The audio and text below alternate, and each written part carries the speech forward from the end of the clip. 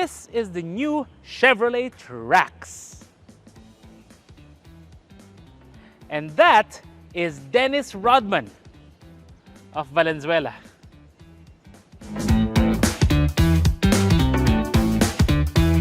Hey guys, Vince here from AutoIndustriya, and what I have for you right now is the new Chevrolet Trax RS with the 1.2-liter turbo engine. Yes, we'll discuss that in a bit.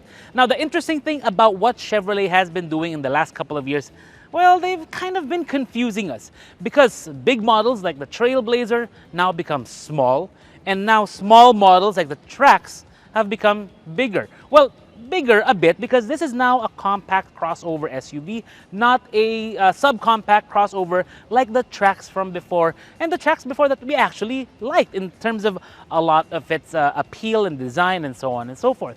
But clearly they're leveling it up now for the new generation Trax. The car, much bigger, the styling, definitely a leg up in many different ways. I mean, check out the front clip of the vehicle. The way they did the lights, it's pretty interesting. The way like this DRL up here, the way they did the projectors down there, it's actually very clean and very aggressive all at the same time. The shade of blue that they used, very, very striking. The way they did the front grille and the black Chevrolet logo there, very different. Also with the ground clearance, it seems actually a bit higher than before. Well, then again, it is a bigger vehicle than before, so you expect things to be a bit different with the way the vehicle actually is. Now from that angle, I can show you what I mean. The Trax is far longer than before, but it's also very low slung. Actually, if anything, it's giving me a real, I don't know, Subaru Outback vibe with the way it looks, the roof rails, these 18-inch wheels, and the ground clearance. But of course, minus the all-wheel drive. This one does not have all-wheel drive. I'll show you in a bit. But when you look at the wheels, again, very nice. The ground clearance is actually pretty decent for something of this size. Although you can see right under there, under the rear passenger door, you can see some stuff going on, sticking out a little bit. It's similar to what they have on the Honda HR-V, the different variants of that. The interesting thing here, though, is that even with the roof rails, I think I can park this at Ali Mall.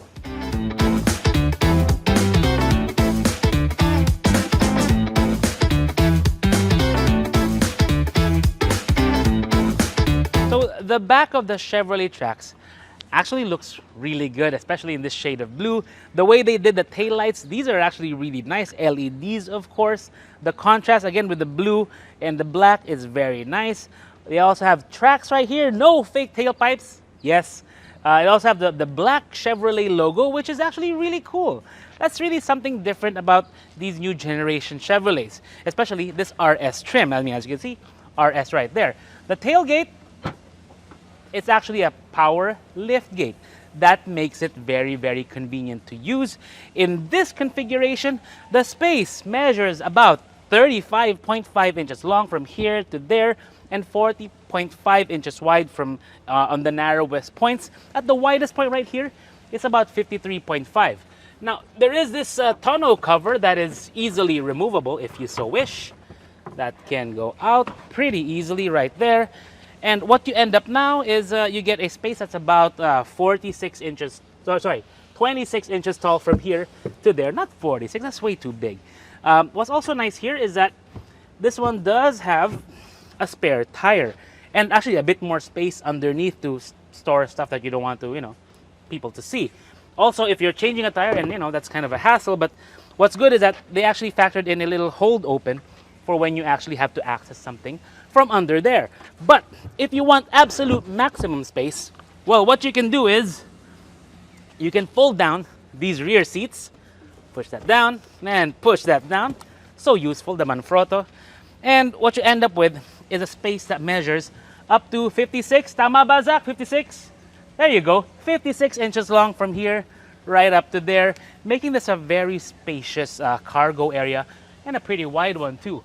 So that said, let's look at what's under the hood.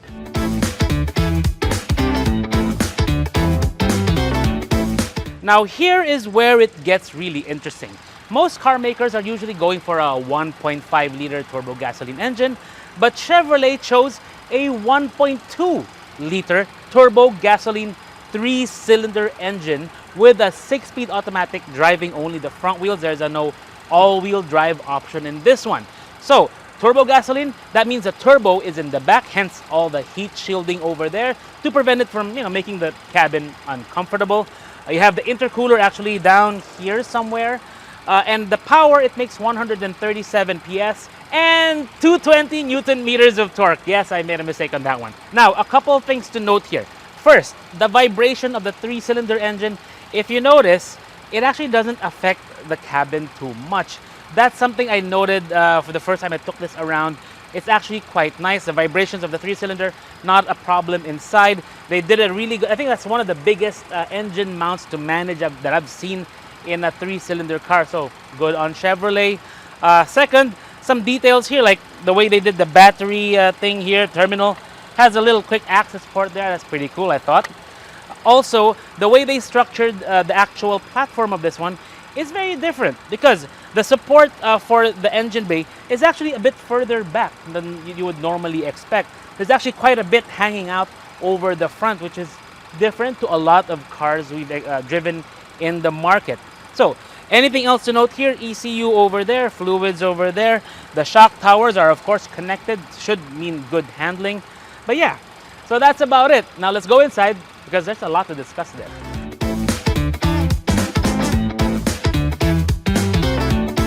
Couple of things I want to point out here. The seats are leather, which are actually nice. It's perforated right here, and it's actually pretty comfortable here, if not a bit flat though compared to a lot of others. But really, it's the doors. These are well, plastic. I mean, the inner door cards. It's all plastic right here. I mean, nothing. Nope, nothing soft touch there. Door handle here, of course. One more thing, the power window on this rear left door, it's not working. There's no, like, we even tried using the front, unlock it, but nope, not really working at all. So that's busted, unfortunately. But I also wanted to show you guys what it's going to be like with somebody taller in the back seat. I'll show a B-roll of our junior guy, Zach, now. He's 6 foot flat, so you can see for yourself whether you can fit or not if you're 6 foot. I have to hand it to Chevrolet. The interior of the Trax looks really, really good. I mean, clearly they were very liberal with the way they designed it. I love the way they did the dual screen effect. It's not one continuous screen. It's actually two big ones. You have one like for your driver display, information, like that kind of stuff. And then you have one here for your infotainment. It's a bit offset. There's also the power button there, which is kind of odd, as well as the volume knob, which is, again, kind of, yeah, I don't know why they did that. Maybe they could have done something else. But still, the actual dash looks good. I particularly like the AC vents on the outer rings or outer wings of the dashboard, because the way it looks like a turbine. I mean, it just looks cool. I mean, that's what you want. You want an interior that kind of looks cool, looks really different, really nice, looks well built. And that's what I think they have here. But there are, of course, some details we have to point out. One, I mentioned, like in the back, much of what you touch in here is plastic. Of course, I mean, you have some soft touch materials here, like basically the controls, the seats, the steering wheel, again with the red stitching there and the perforated leather here. Looks very nice. But the doors, it's really all plastic except for the middle part here with the red stitching. Oddly enough, the front door cards do not match the rear door cards because these have a soft touch insert. The ones in the back do not.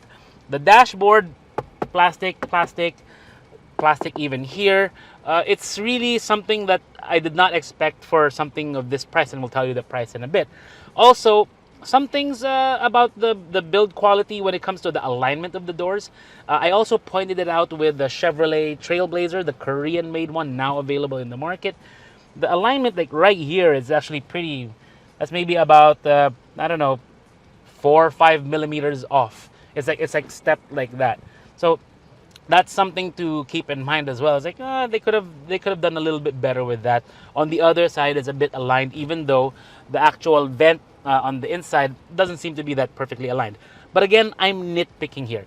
Still, the impression the vehicle gives is actually pretty nice. A steering wheel, like I mentioned, very good. It's a flat bottom type. You have your cruise control and other functions on the left side, as well as the AEB off button, voice command, Bluetooth telephony. You have the controls for the audio system right here. But also on the in the back of the steering wheel, you do have what feels like paddle shifters, but they're not. It's for the volume control. So for on the right side, you have up and down, similar to what they have on Dodge. Same thing. I mean, other Chevrolet models also have this. So you have volume up and volume down. This one is the next track kind there on the left side. You have your lights controls on the left side. You have the auto here, and then you have the indicators, high beam, so on and so forth. You also have the light controls here on the left side. So you have the headlights on. Basically, if you want to have your lights automatic, you press this button. If you want to have full control of your lights, you twist this dial here. You also have the illumination control on the left side, so you want to dim it down. It's not going to do it now because it's kind of bright. So anyways, more on that later. And as well as the headlamp leveler, you can adjust it manually via the knob right here on the left. So when we go to the main screen, it actually looks nice. It doesn't seem to be something like I can configure compared to the other models. So you have speedometer, tachometer there. Let me see if I can rev it. We're in park. You can see there. Actually, the resolution is really good on this one. It's got a digital screen. It kind of lights up the numbers as it goes up the rev range. You have your fuel on the left, which is unusual. It's only 4 bars. So, you know, you're going to have to guess what your actual fuel availability is. I mean, it's easy to tell, you know, 3/4, 1/4, so on and so forth. On the right side, you have your temperature gauge, which is, you know, good. It's nice to have these features. Now, here in the main screen. So, this is actually the home button of this screen. And there's really not much there. It's really, you got the climate, so you can control the climate from here if you want. You can also use the control panel here. So redundant controls, that's actually what we like. We like to have a backup control, or at least, you know, maybe this is a primary, whatever. But to have tactile buttons for certain functions, like your aircon settings, that's always very, very useful. So you have it here. You have the auto, you have all kinds of modes and stuff. But no seat ventilation, I think. Nothing that I see there in terms of seat ventilation. I could be wrong, but doesn't seem to have any. You also have your settings there. I mean, this is the usual stuff. Nothing really out of the blue. I mean, out of the ordinary. The detection system is all here. You can adjust it all you want. I mean, if we look at what it has, yes, the AEB, that's what these vehicles have. Because generally, when you have adaptive cruise control, you also have AEB. It's kind of, you know, they're kind of one and the other. They're like paired up. Let's see. When we look at it, it is actually a nice resolution screen. I mean, you can really tell when you look around the screen that the resolution is really, really good. The response is pretty fast, so that's always a welcome addition. There is a wireless charger in this vehicle. So when I put it down here, it'll go, it'll charge. Give it a few seconds. There you go. Good. It's also charging while the door is actually open. Some cars don't do that. You have a USB port here, USB-C port, 12-volt outlet. There is an auto brake hold here function right there. So when you're going around in traffic, it'll hold the brake, you know, when you in stop and go traffic. You have your lane keep system here. So it'll maintain you in your lane and also warn you if you're, you know, deviating in the lane depending on what you want. You have your gear selector right here. Now, the interesting thing about this one is that Chevrolet likes to use these recessed shift boots in their vehicles. Now, it's actually something that you have to keep clean because dust does get in there. You know, ask me how I know that. Dust does get in there, so keep that in mind. You have PRND and then L. If you want to shift to manual mode, you actually can. That's one of the good things about this vehicle. But again, it's not paddle shifters. It's not a manual mode here. What you have is a button, actually 2 buttons right here. Plus to go up, to shift up. Minus to shift down. It's like a little toggle switch kind of thing. It's a rocker switch. So there you go. Electronic parking brake here. 2 cup holders. There's a little divider there that I actually tried to see if my phone would fit. Nope, doesn't fit there. I'm not even going to do it. Might break my phone. Little pocket here. You have a compartment down there. Not much there apart from somebody's wallet. Whose wallet is this one? Oh, there's a lot of cash in it. Whose wallet is this one? It's, oh, Slim Shady's wallet. Okay. Hi, Barney. A sunroof, much appreciated. Now we can go out for a drive.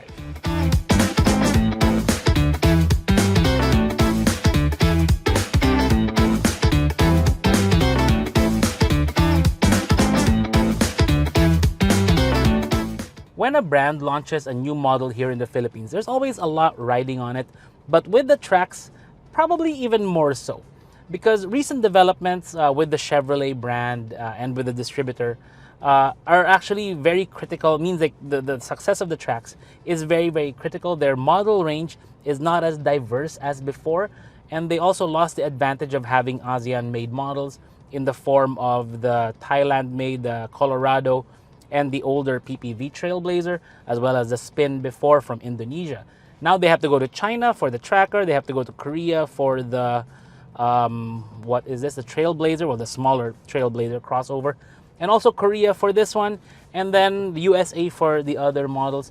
It kind of puts them at a disadvantage when it comes to importing. And also, recent developments with their other brand, which is MG. Well, it's no longer with them. It's already with the new group, which is the subsidiary SAIC Motor Philippines. So basically, they're betting a lot into this one. So how does it actually drive? The first thing I can tell you now is that I actually like how it drives. It's actually smooth because unlike other makers, they didn't use a CVT, they didn't use a DCT, they went for a 6-speed automatic transmission. So what that does, what that gives you is an advantage when it comes to comfort in the city. And me driving it around right now, it's actually really smooth. The engine, like I mentioned earlier, it's idling very well with minimal vibrations coming into the cabin. Many of the 3-cylinder engine, the crossovers and cars we try out, if you're idling, stop there. Let me show you now if I can. If you're stopped and you're idling, if you put your finger on top, you can really feel the vibration here. Or when you have the door open, you can see the door I guess oscillating would be the right term for that. This one, no. I think they dialed it in very, very well, the 1.2 liter 3-cylinder. So in terms of comfort, in terms of quietness, fantastic. The ride is actually good as well. Even on expansion joints, potholes, that kind of stuff. The ride of this one is pretty good. And I haven't even checked the tire pressure yet. It's somewhere here. I don't want to mess with it right now. But the tire pressure may even be high. I'm not too sure, but we'll find out later if it is. Anyways, but driving it around EDSA, it's actually okay. It's quiet, it's smooth. Most importantly, it's efficient. In our time with this in the city, we're getting around 11.2 kilometers per liter, which is actually pretty good. The highway is actually even better, but not by much, because you're kind of really stretching out the abilities of the actual engine. We're actually going to be driving it a bit longer distance, so we'll give you the fuel economy figures for that once we take it out, because we're going to have more people in the car to give you an idea of what it's like to road trip with this car. Even though it doesn't look like it, the Chevrolet Trax is actually kind of very well loaded. One thing I did mention with the screen, unfortunately you don't get Apple CarPlay, you do get Android Auto, and mine right now is kind of, for some reason, disconnected. I don't know why. Maybe it's a thing with my phone, we shall see. But the Android Auto right there, you should be able to see it. Why am I playing Elton John and Britney Spears? Never mind. But driving it around, you get to appreciate some of the features of the vehicle, like the auto brake hold. Like right now, auto hold active. I let go of the brake, it's holding it. Touch the throttle, car moves. Very, very gentle. Again, for driving around in the city, this is absolutely great. That's really what you want out of a daily driver, something really smooth, really easy to use. The electronic parking brake, again, works very well. The audio system of this one is actually pretty good. It is a bit heavy on the bass, but once I adjusted it, it was actually okay. So whoever had it set before was really heavy on the bass part. The Trax is made in Korea. I mean, I think it is anyway. But that also means that it's not exactly what I would call, or what we would normally call, quote-unquote, tropicalized. So when it comes to the AC, it's not as we Filipinos, we tend to like AC with a bit more air coming through, even if the temperature isn't as high or as cool. So we like to have a bit of air, a breeze coming through, pretty strong. This one, not really. It's not giving me that. So like when I say that something produces more noise than air, that is it. So you can hear it with this one, even with the recirculate on somewhere. Yes, it is on. So that's something to keep in mind. Right now, road opens up. it does have a little bit of acceleration, not a lot. It's not going to be wowing us like say the Coolrays or the Ascaras, or some of even lately the Havals. And that is something worthy to note, that I put those kinds of vehicles in the same conversation, because unlike before, when Chevrolet was the one, like kind of the underdog, the one like trying to break into the market, make its presence felt.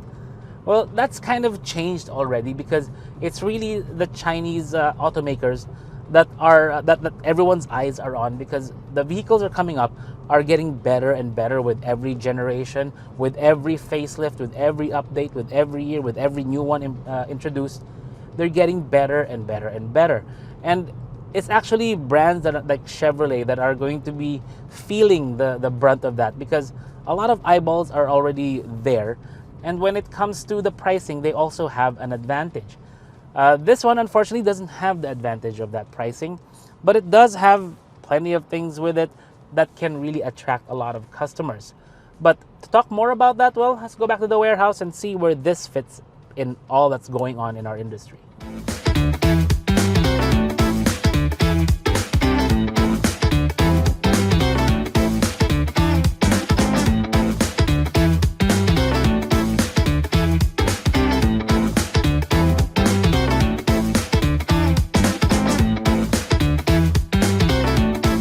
Indeed, the Chevrolet Trax is a very promising vehicle. I mean, just look at the design. It drives really well. I even like the response of the engine. But of course, there are a few things that really need to be addressed. For one, the engine, sometimes it feels like it's punching way too high above its weight class for something like this, especially once you start putting passengers and cargo inside.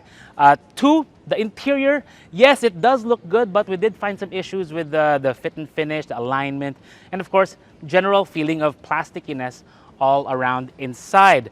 Also, and most critically, the pricing. Because as it stands, Chevrolet is pricing this at just under 1.95 million. That really does catch a lot of flack, because it's just quite high for what the vehicle is and for what the size of the vehicle is. Because at 1.95 million, I don't have to tell you that you can already get, bigger compact crossovers, maybe even a midsize. You may even be able to get a PPV.